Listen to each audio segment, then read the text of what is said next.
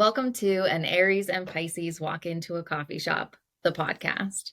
We're your hosts. I'm Bridget, she, her. And I'm Tiffany, she, her. This is a podcast where two friends let go of perfectionism and talk unedited.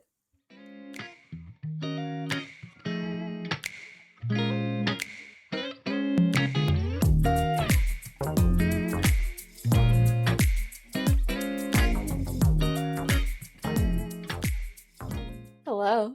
Hey, how's that Mercury retrograde treating you? Going really great. I mentioned Mercury retrograde to somebody the other day, and I think they said something along the lines of that it just feels like a perpetual Mercury retrograde, like That's most of the fair. time. Yeah, because, well, you have the shadow phases before and after, and then you have the actual retrograde, and it happens consistently and often. But some are worse than others for like the quirky stuff, like tech or just like miscommunication or like talking past each other things. But also, Yes. I was thinking about the other day that I think it also depends on what Mercury is doing in your personal chart.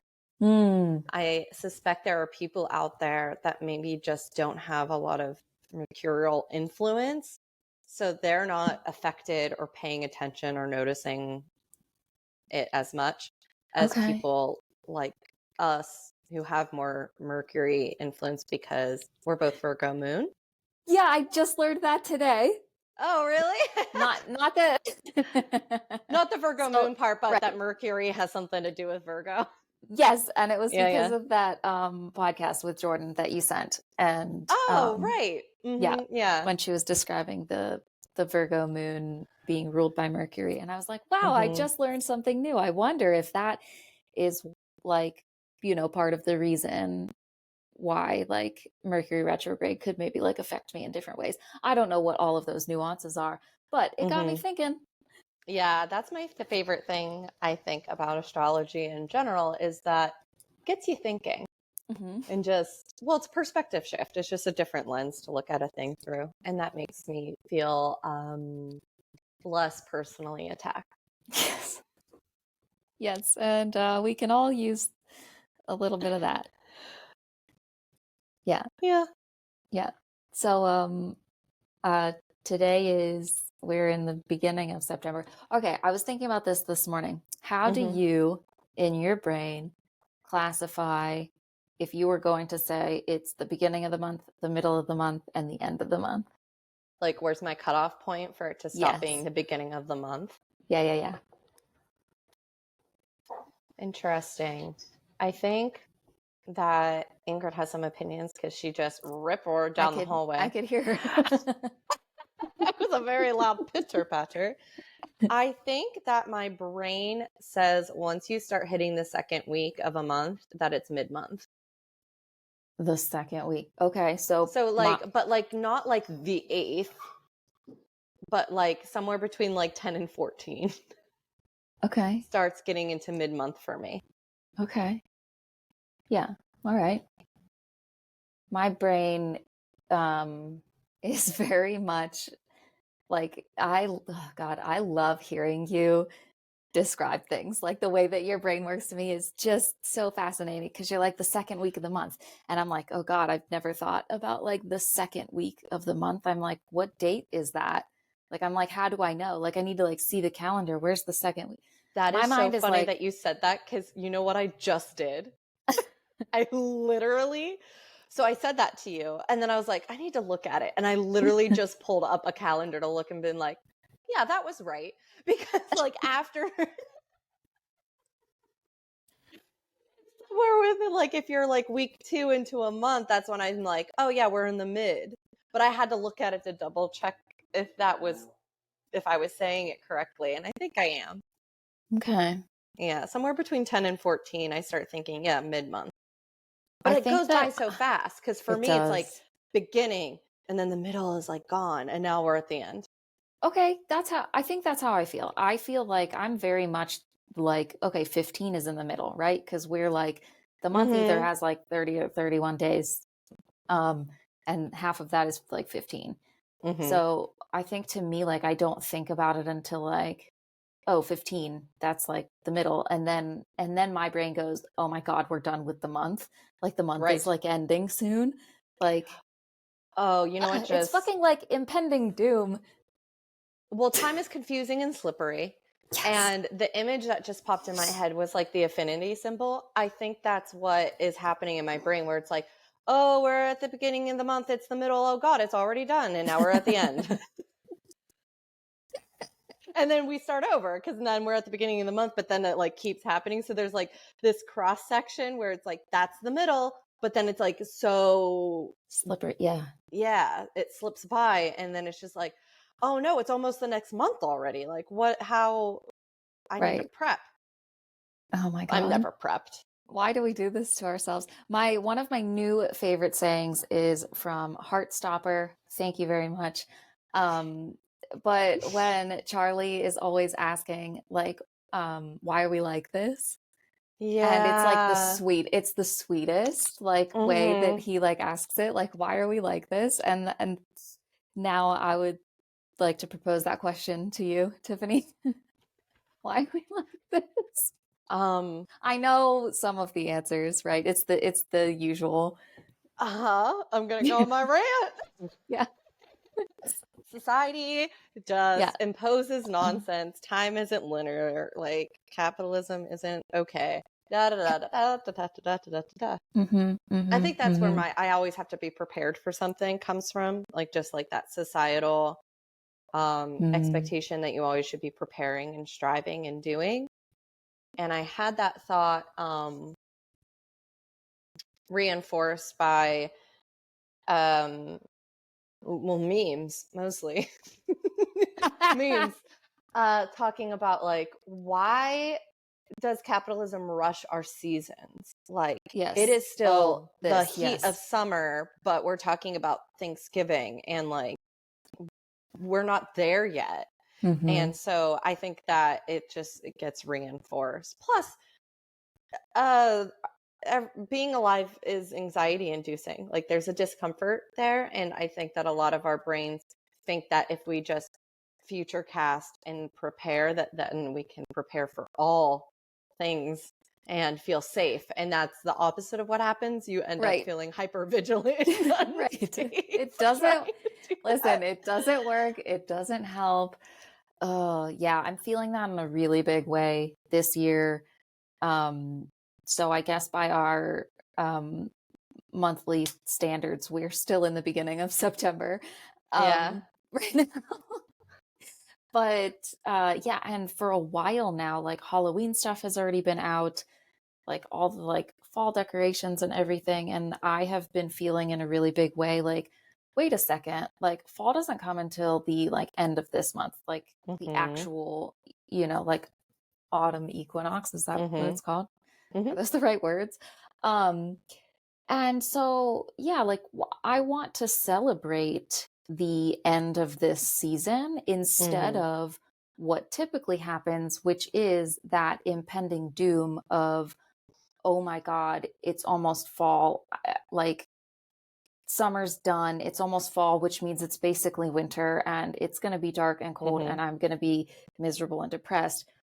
Well, this year was very new in that I was like, I want to celebrate the end of summer Mm. instead of all of that. And I was like, Yeah. wow, like that feels different.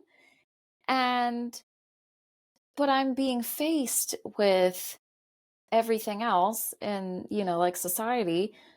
And I'm like, okay, well, how can I stand here and celebrate where we are, where I am, like right here in this moment, while most of the things around me are pushing forward. And that's what happens all Yes. year round. If you think about it, it's always like Yes. we're always being like pushed and forced into the next thing. And I think this is what I'm almost all the way through with that We Can Do Hard Things episode with Adrienne Marie Brown. Mm-hmm. And like, oh my God, Tiffany, this episode is so good. It's a great conversation. But Oh, that's it's anytime so good. Adrian's anywhere talking to anyone, that ends up being how I feel, because I could listen to her say anything forever. I Her haven't voice is listened so to her enough. soothing. I'm realizing.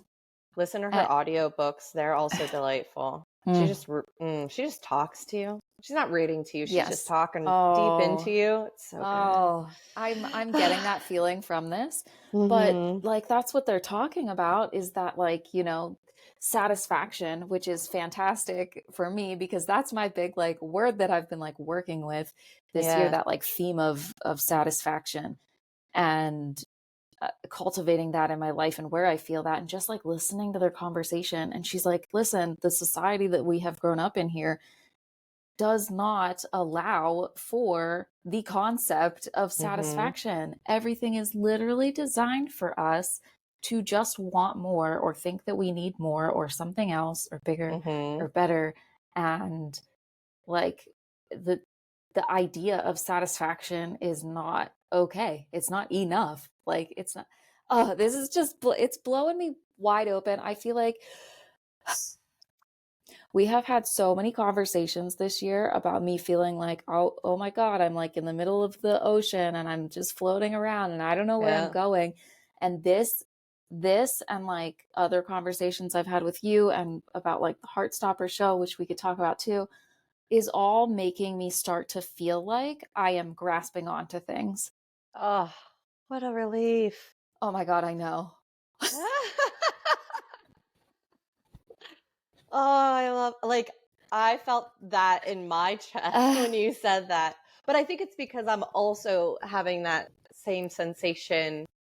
I've been calling it clarity or lucidity, which is new thing for me. But I think that is a similar process that I've been undergoing, where things that I kind of cerebrally have been exploring and a little befuddled by are starting to, like, I don't know, like percolate down into like an embodiment where I'm like, oh, that's what that is supposed to feel like. Yeah. And the cerebral concept wasn't enough, obviously, because incarnated Why? into Why? the flesh suit. Why So can't we just keep thinking about it? forever and ever. I mean, I'm gonna keep doing that. I can't stop. You can't stop me, says my Mercury and Virgo moon. Um, This is why we're like this. yeah, it's oh, so I definitely feel that as well. And one of the things that I've been thinking about a lot is something that one of my witch friends posted, where it was like one of those screenshots of like an online post somewhere, someone saying that the way that they kind of mark the passage of time is by getting back to nature and paying attention to the things in their like immediate environment that tells them, oh, this is this time of year now, when this thing blooms or when that thing stops blooming. And it ended with a, what are yours? And it was a really lovely thread of people commenting on my friend's post. Like, she captioned it when she shared it, like with her own, like, oh, I know that this season is approaching or ending when, and like listed a couple of things. And it was just really sweet and tender to like get back to something that would have been so intuitive and natural if we were living outside and having to like work with the land like our ancestors did. And to see the ways that us as people that live in houses in cities or towns and maybe are growing our own food or a little bit just like more removed from that, how we're finding our way back. Yeah. And one of the things I was thinking about was even just like in apartments that I've lived in, I would notice like how the sun would change coming through the window, Yes. Yeah. like through time. And I wasn't always cognitively aware of that. And it felt really grounding to be like, oh, at this time of year, the sun doesn't hit this living room the same way. and the excitement of finding that out in my new apartment. Oh. And I was like, oh, this is a nice way to think about time, because I'm normally very stressed out about time Yeah. because slippery.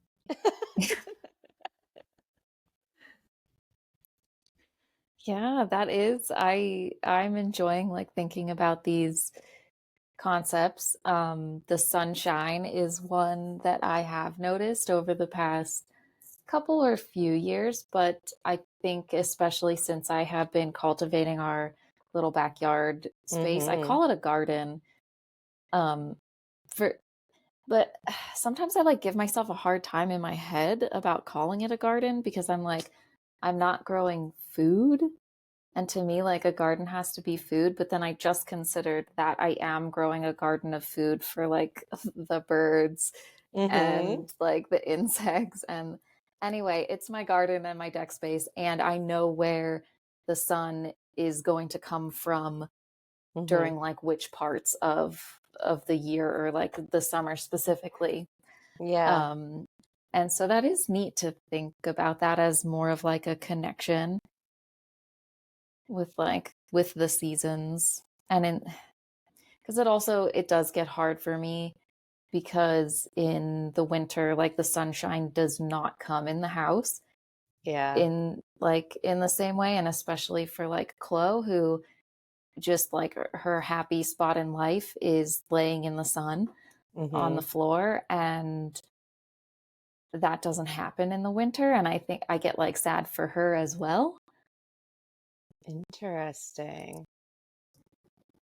Do you have heated spots for the cats to lay in through the winter? Not heated. We bought them those like self-heating blankets that are Oh. supposed to just Mm-hmm. be warm when they lay on them. I'm not sure exactly how warm they are because I think I've told you this before, but we were planning on putting them away for the summer. However, Right. both cats have continued to lay on them all summer long like it's the best thing ever, which is making me really consider like, oh my God, maybe they're not warm enough in the winter. Like we need even warmer. Um, so I don't know. So I don't know. Oh, it's funny. I was just curious because I know cats just generally are attracted to warmth. Um, and even with Ingrid, like I don't have air conditioning in this apartment, and there's been some days where it has been rough. And even on those days, I was like so anxious about how she was doing Mm-hmm. with the heat because I was struggling. But there were parts of the house that were significantly cooler just Mm-hmm. based on where the sun was and how the house, building, how the building is. And she would not lay in the coolest parts of the house, even though they are like the bedroom, for example, is pretty good during the later part of the day because the sun has come to the other side of the apartment. And so the bedroom felt significantly cooler in the afternoon, but she would not lay in there. And so then I considered maybe she is more comfortable than I thought. Yeah. Yeah. Even if she is all sprawled out on the hardwood floor and kind of like melted into a puddle, she did look comfortable, even though I was anxious she was too hot. But if she was really that uncomfortable, there was 2 to 3 other places she could comfortably lay in this house that were cooler, and she chose the hottest corner of the house instead. Yeah. She was living it. She was like, yes, Mm-hmm. thank you. Yeah, Yeah. give me that 100-degree heat. Awesome. Yeah. Yeah. It doesn't make a lot of sense. Yeah, Zero will come up and he'll sleep up here in the afternoons, which is it's the hottest up here. I took our indoor like thermometer thing. Mm-hmm. I brought it upstairs into the bedroom for a 24-hour period because I was very curious as to the temperature because our like thermostat's on the first floor and it's Right. always so fucking hot upstairs, like comparatively. And I found that it is like a 4-degree difference. Oh, So wow. where if I keep the house at 77 on the Mm-hmm. first floor, so that's then like 4 degrees hotter upstairs. Yeah. So I'm like, oh my God. But yeah, that's where he chooses to lay, and he stuffs himself in his little box. So he's Wow. just completely stuffed in, like, and he's like, Baking. yeah, this is, yeah, great. It's great. And Chloe is on her, like, in her bed on the top of the shelf, which is essentially almost to the ceiling, Yeah. downstairs with her heated blanket, or, warming blanket. And that's Yeah. Cozy. cozy. It's cozy. Maybe you need to get yourself a warming blanket. Do they have them for humans? I don't know, maybe. I don't Do you think that think I that would would feel want it supportive? right now, no. Well, But, I like, meant for in the winter winter. time. Well, Yeah. you know what I do before bed every night in the winter, like when it's cold, is I have my toasty beans, which Oh, that's is right. I forgot about the toasty beans. Mm-hmm. which is just rice in an old towel, Mm-hmm. um, that you can heat up. So I put that in the microwave, and for nobody knows what reason, my partner and I call it toasty beans. Um, but yeah, I warm that up before bed and put it in bed so Yeah, that that's very it, like, smart. warms the bed up, and then I can, like, cuddle with it, or like Mm-hmm. put it wherever on my body feels the coldest. Yeah. Um, I mean, humans for so it's generations nice. have been doing things to warm up the bed before they crawl in. I think that I have been learning that through, like books and things, but Mm-hmm. I'm wondering why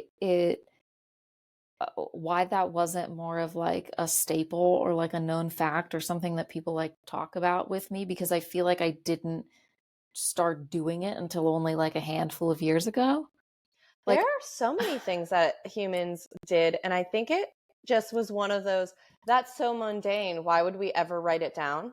hmm. And then it just kind of gets lost a little bit until you get historians or artists, writers, both, doing research and being like, I wonder how people of Mm-hmm. this area dealt with these things and like started looking into it. But I think about that a lot because of the ways in which humans change their sleeping patterns over time. I mean, like, I'm thinking like ancient, but also just like before the light bulb.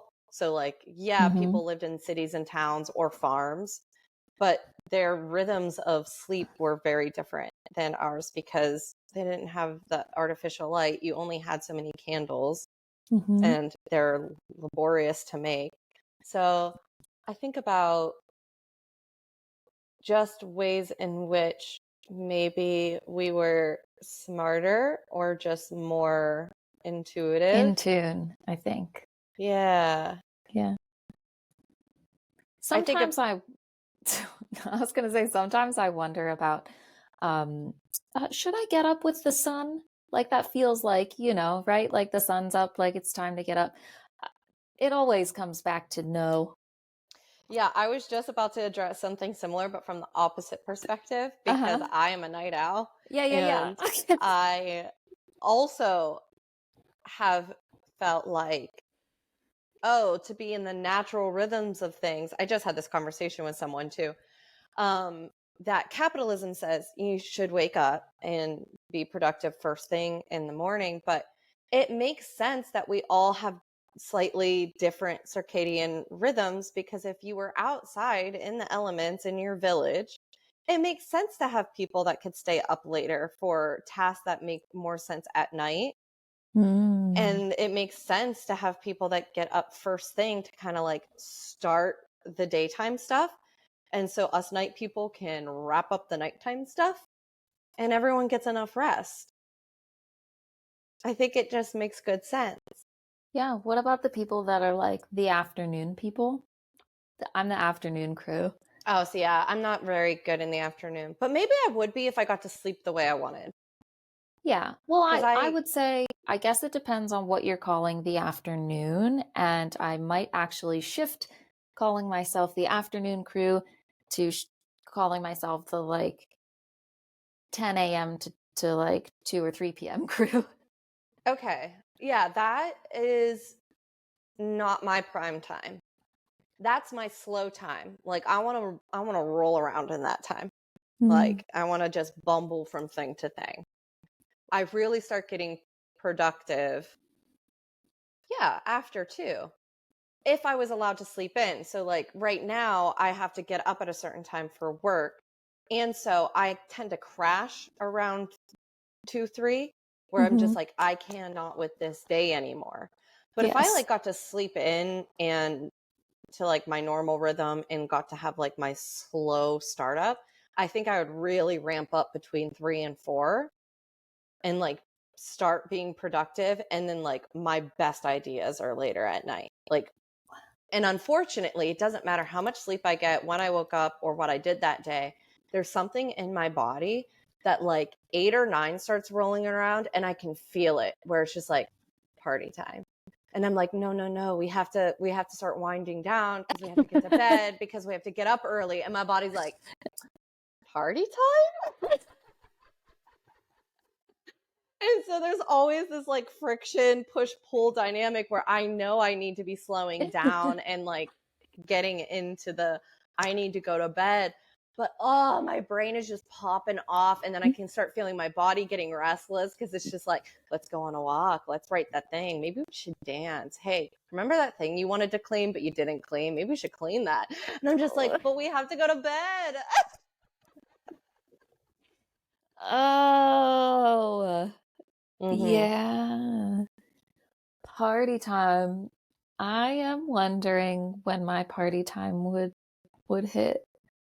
I wonder if it's like around like 1 p.m., which is when I try to schedule all of my calls or like Mm-hmm. appointments is at 1 p.m. because I think that that's when I feel like the most like ready to go or like ready to like do a thing. Mm-hmm. Um Yeah. Society, because of capitalism, isn't really set up for different party times. They want you to be, which is unsustainable party time for 8 hours a day. Like, get out of here. No human is raring to go and healthy for 8 hours a day. That's no insane. way. No way. No. Regardless of the time. Yeah, no, that's no. Nope, Yeah, it's nope, nope. arbitrary and nonsense. Yeah. Party time. Oh. What are you thinking about that? Well, I was just thinking about how you were saying like how you would like bumble around. And Mm-hmm. my bumbling around time is like um that's like from like 7 a.m. to 10 a.m. That's Ugh, like me to be bumbling up at around. 7. See, that's the problem. I shouldn't be awake at 7. 7 isn't bumbling for me. 7 is like like I am a grumpy glacier, just like grinding against the floor and making sounds of protest. Like, I don't want to Okay. be that early. Okay, here we go. Mm-hmm. All right. 7 to 8 is that time for me. I The still glacier like time. yes. My Mm-hmm. body is still like we're up, Bridget. We're not going back to sleep. If you go back to sleep, you're just gonna like toss it. It's gonna be miserable. Like just like it's time you're awake. Mm-hmm. So then like getting out of bed is like somewhere around like 7:15, 7:20, 7:30 at the latest. And then until like 8 o'clock is like I am dragging myself through like what I need to get through to get to like my morning practice. Mm-hmm. Which I know we've talked about before. But yeah, then that at that time I'm like, okay, I'm like that's when I'm like bumbling, I guess. Mm-hmm. Yeah, okay, we got a slow glacier and then we're bumbling. And then yeah, like 10 to noon, I'm like, cool, I can get some shit done. And then I can take an entire hour to have lunch.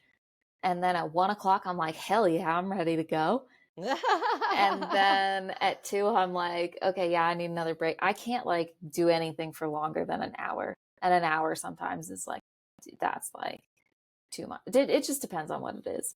Yeah, I agree with that. It depends on what it is. I think that I do need frequent breaks, but I think that's because um Well, I don't know. Maybe this is different for you, but for me, a lot of my day is structured around things other people have told me I have to do.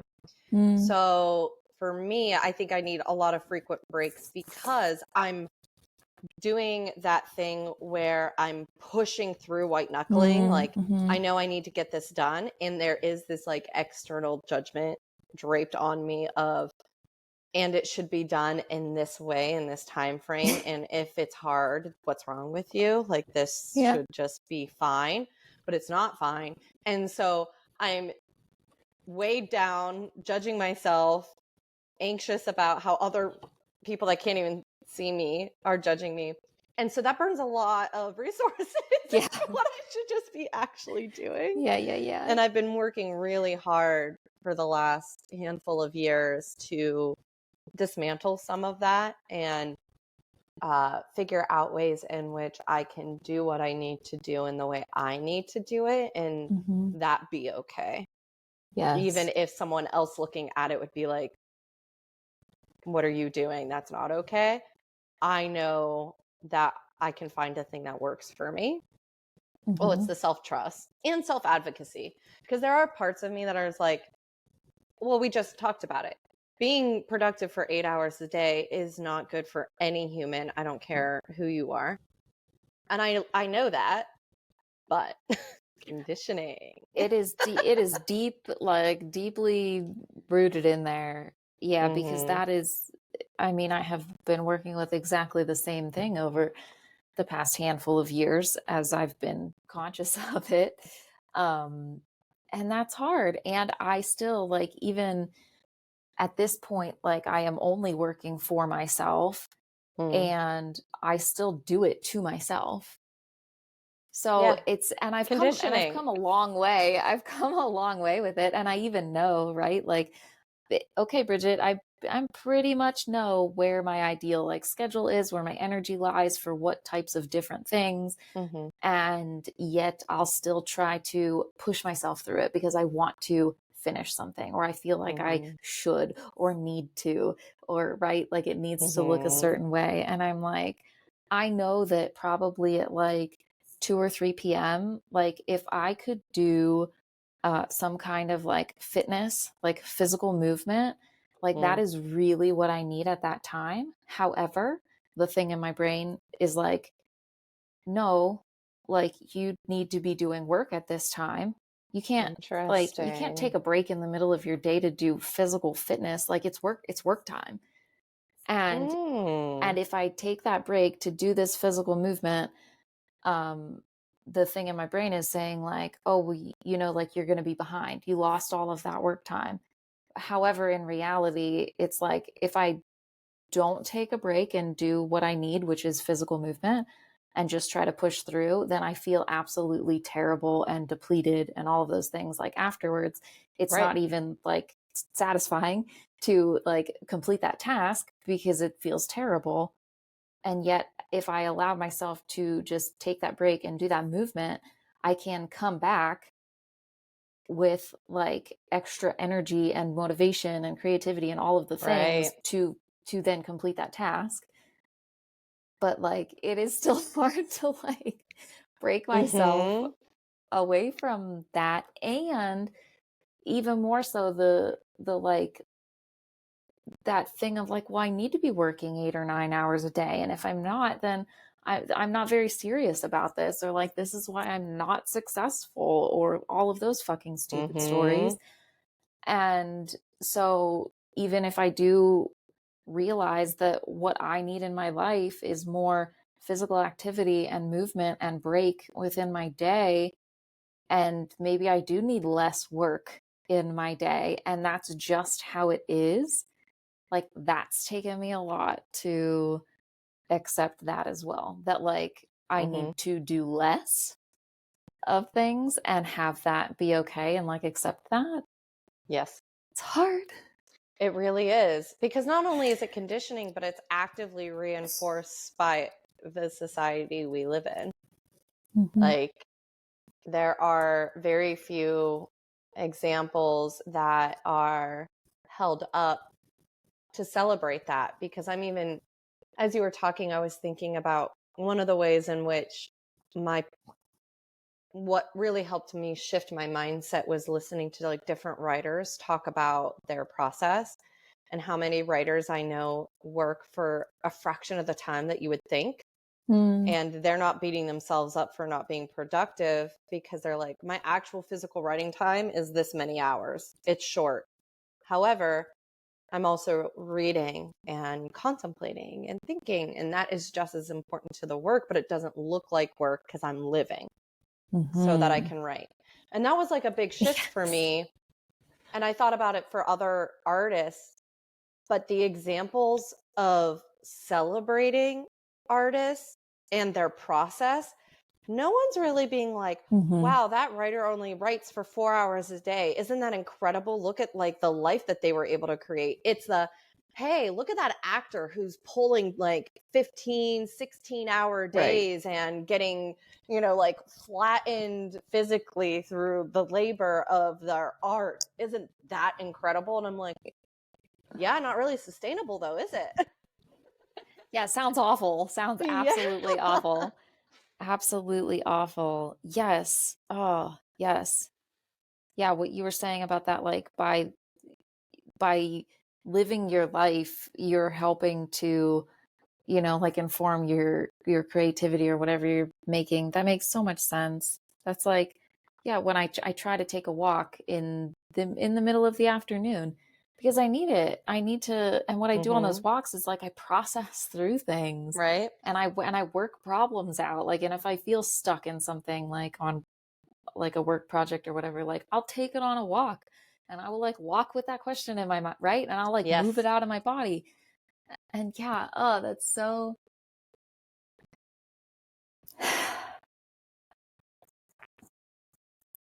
we're doing a good job. Yes, we are in fact doing a good job, even if it doesn't always feel like it, and societal expectations might not support it all the time. But I do think that we're doing a really good job. I mean, most of the creative advice that I have heard or received is about getting bored. Yes, And it yes. sounds counterintuitive, but when you think about it, of course, if everything's so busy and loud, how are you supposed to make connections or be embodied? And it makes me think of something that I've never quite achieved, which is Julia Cameron's Artist Way week. I forget which week it is, where she talks about the media fast of not consuming anything. That was like the best week of my life. Yeah, you keep on telling me that, and I still never quite achieved it because I always would slip. I don't know. I mean, here's the thing. It was the best week of my life the first time that I did it. And then I was like, this is amazing. I want to do it again. And I haven't ever quite been able to revisit it in the way that I did that first time. Interesting. It's hard to let go of the things that we are like addicted to, I would say. Yeah, there is that. I'm thinking about Instagram in particular. Yeah, because we have a lot of conversations about your Instagram journey. Yeah. But you just said it earlier and today that things were designed to keep us going back to them. I mean, Adrian was talking about it on the podcast too. Like, it's no secret. Social media was designed for our human brains to keep going back over and over again, even when we actively know this doesn't make me feel good. I don't need to be here right now. Moderation's hard. It is. It is hard. And we're doing a great job. We are. We take our things on walks. That's a good step. Yeah. I'm like, okay, I guess maybe I'll go on a walk. I always notice when my mental health needs a little extra support, when I go and have the thought, I should go on a walk. And then I have this deep panic feeling in my chest, like less than a block away from my house, where I'm like, I didn't bring my earbuds. What if I need to listen to something? And I'm like, oh, you're in trouble, huh? Do you have a tell?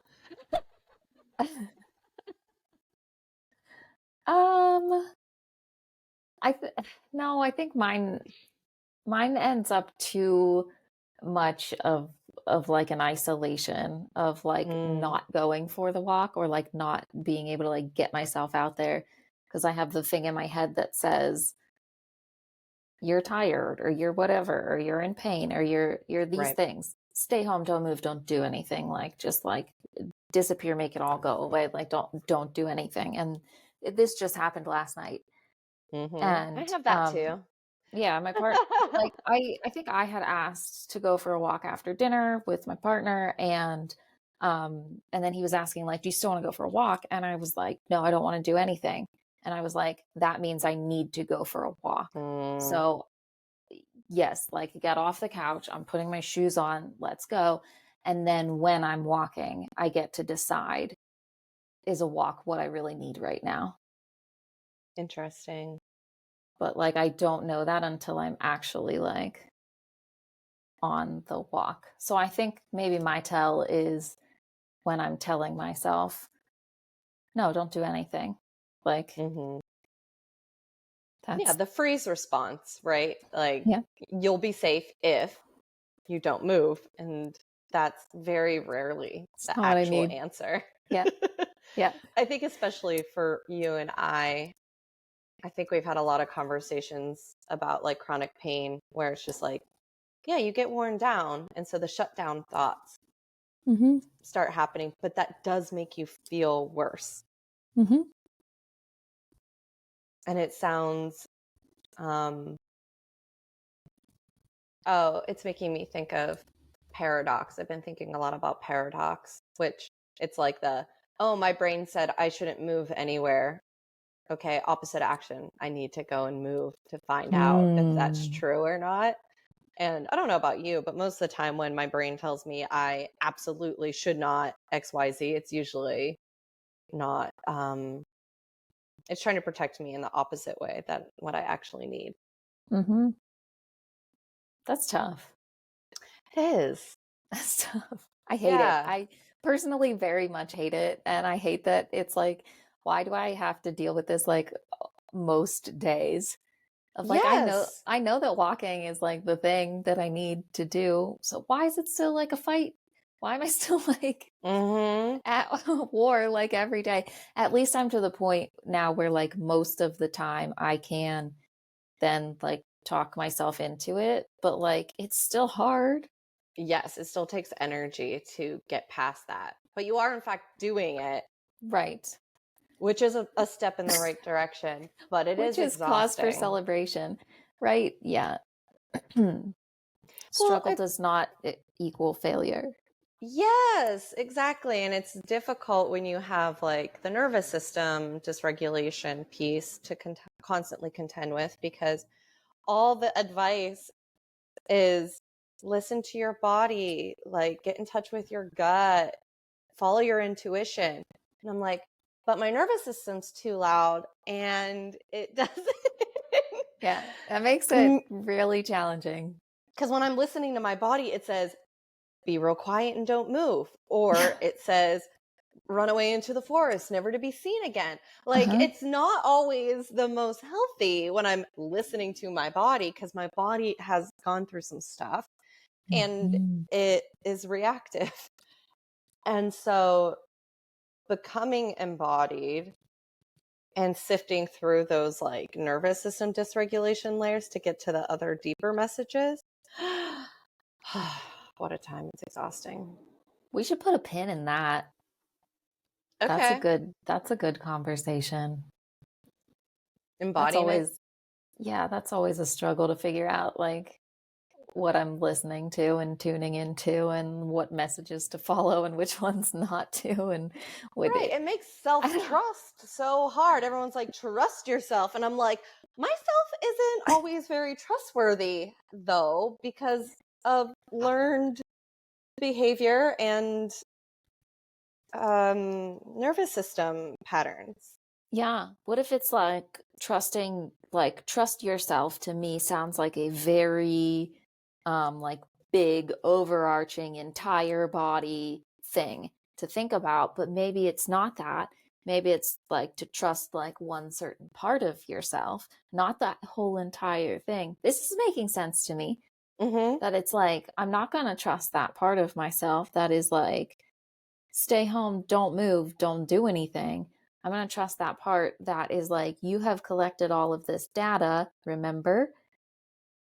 And so maybe trust isn't like an overall like full body thing. Maybe it's like pieces of trust. It makes me think of the discernment practice that I've talked about.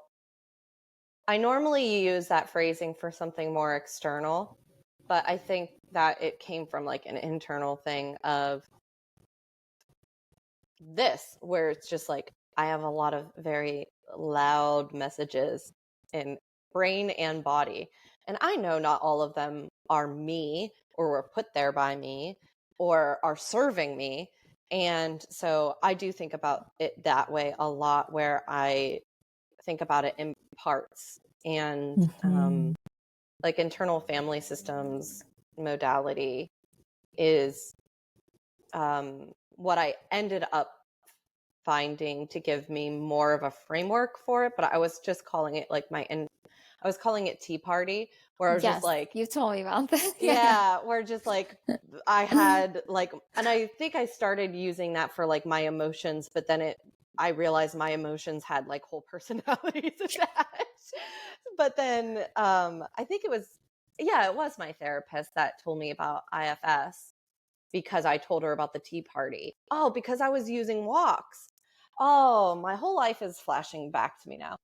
So I can't remember where I found this phrase, but it was solvitur ambulando, where it was like a Latin phrase of like, it's solved by walking.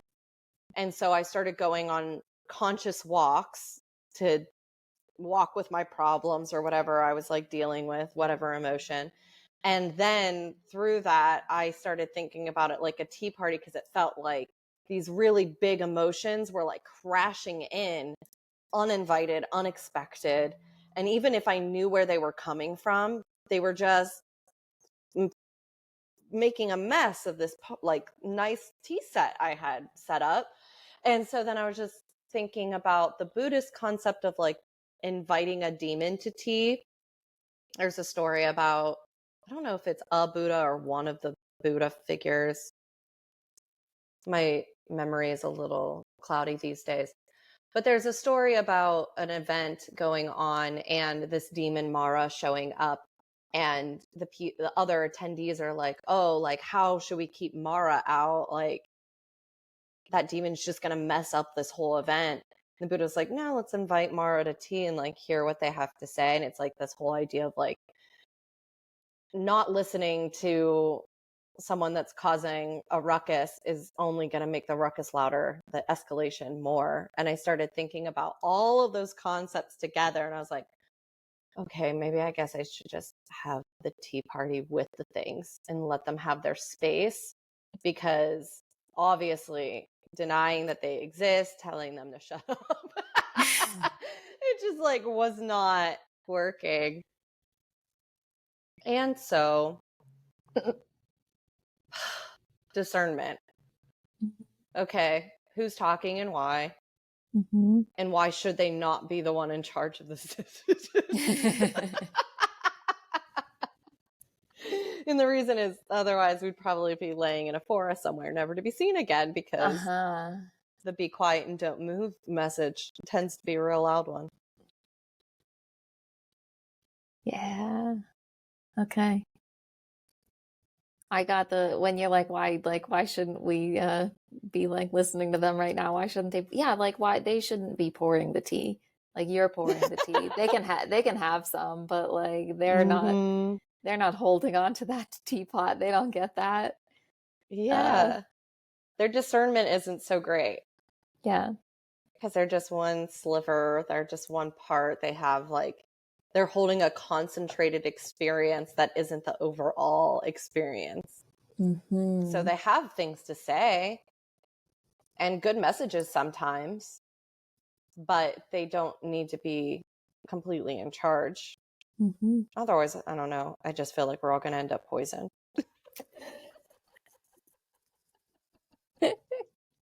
Yeah, we don't want that.